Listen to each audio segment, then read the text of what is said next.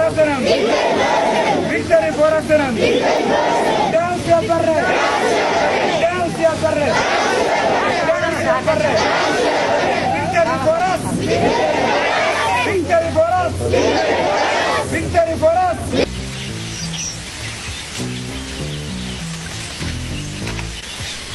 dagaaladii ka dhacay magaalooyinkii Hargeysa iyo Burco bishii May 1988 dagaaladaas oo burburiyay dhammaan magaalooyinkaas ayadoo sida la wada og yahay ay halkaas ku dirreen dawladii markaas dalka ka talinaysay iyo jabhadii SNM muuqaalka soo socda waxaad ku arki doontaan wasiirkii gaashaandhigga ee dawladdaas General Aadan Gabyow iyo wasiirkii maayida Cabdiraxmaan Jaamac Bare oo la hadlaya wariyaal ka socda telefishinka Talyaaniga oo ay ugu waramayaan dagaaladii halkaas ka dhacay waxa kaloo halkaas ku arki doontaan saraakiil ka tirsaneed ciidamada dawladda oo ka mid yahay Amiraali Saciid Marino Saciid Munye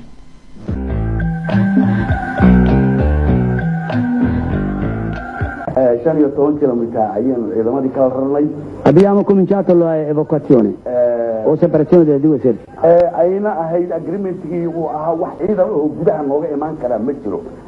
E l'accordo tra Etiopia e Somalia era prevista che non ci doveva essere una violazione sui confini e che nessuna forza poteva entrare ambele due parti. Quindi per noi non era previsto nessun pericolo. Il loro primo piano era quello di acquistare la città di Hargeisa, 6.000 dei terroristi e 3.000 a Burao. La loro finale strategia era quella di occupare il porto di Perpera. La base del loro piano era base tribale. Il loro primo scopo era quello di uccidere o farli evocare tutti quelli che non erano con loro concabilani. E che la città rimanesse solo i loro seguaci.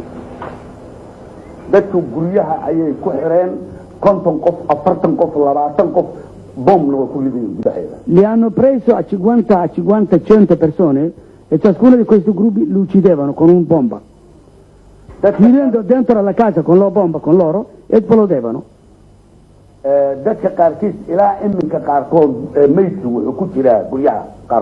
Ancora tuttora è reperibile anche molti morti sotto le case crollate. Io ero in Hargeisa in quel momento. Il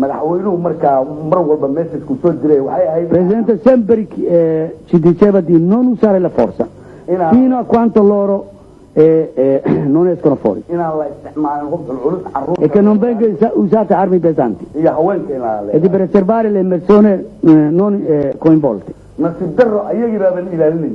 Disgraziatamente loro non hanno ascoltato questo appello, ma loro continuavano a uccidere, anche hanno ucciso le donne incinte tagliando lo stomaco. Le signorine gli hanno tolto i seni. Hanno commesso tutta la bestialità che la mente umana può pensare. Quando abbiamo visto questa brutalità, quindi era costretto di preservare quello che si poteva salvare. E certo questa operazione qualcuno morirà o morto. Quindi abbiamo usato la forza.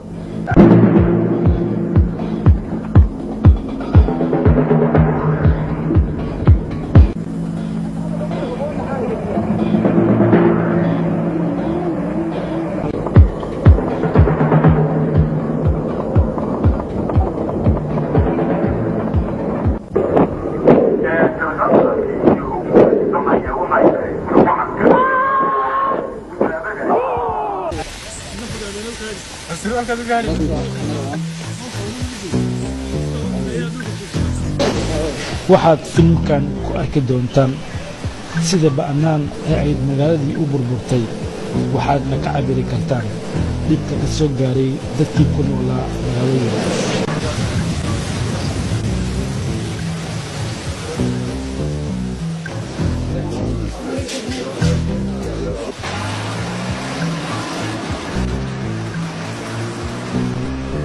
haddaba markii ay dhaceen dagaaladaasi waxaa qasab ku noqotay dadweynihii ku noolaa halkaas ay isaga carareen guryahoodii ayadoo noloshii ay ku noolaayeen ay cariiri gashay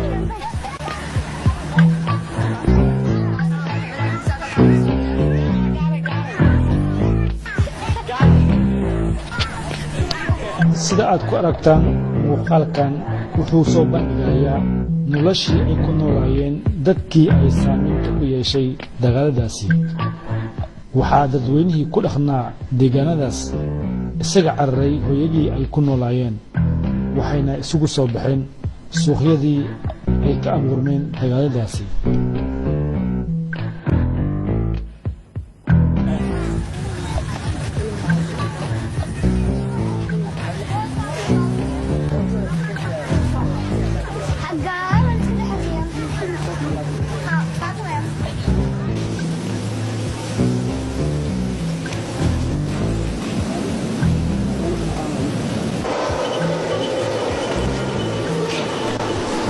dagaalkani wuxuu bilowday bishii May sanadkii 1988 xilligaas oo ciidamo ka tirsan ururkii la oran jiray SNN ay dagaal ku soo qaadeen goobahaas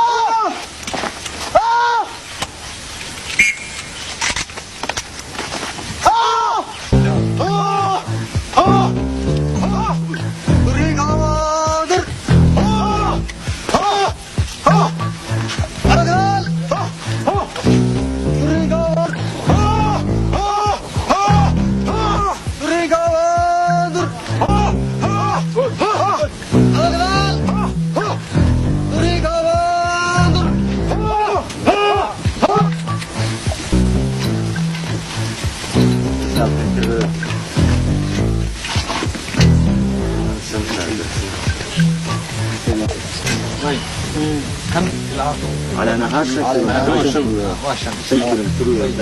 يسوق الباب بس وحنا قبض واحد من بس وافر من بارد مهم كاي بارد دلوقتي لسانسي بارد من بارد مهم كوت بارد مهم كوت نوع وسبه ها طبعا احنا ما قحيه ما قحيه اربط كوت ها اعطيك ما قطين حبض وانا فردين كرح وانا السمنه قرصي سلام جري صلاح سلام جري وي هدي اي كسيبتو حدايه قرعه هذا نسا اقول دبر حسما ما قال سدا ما قال سودي رايك قالتي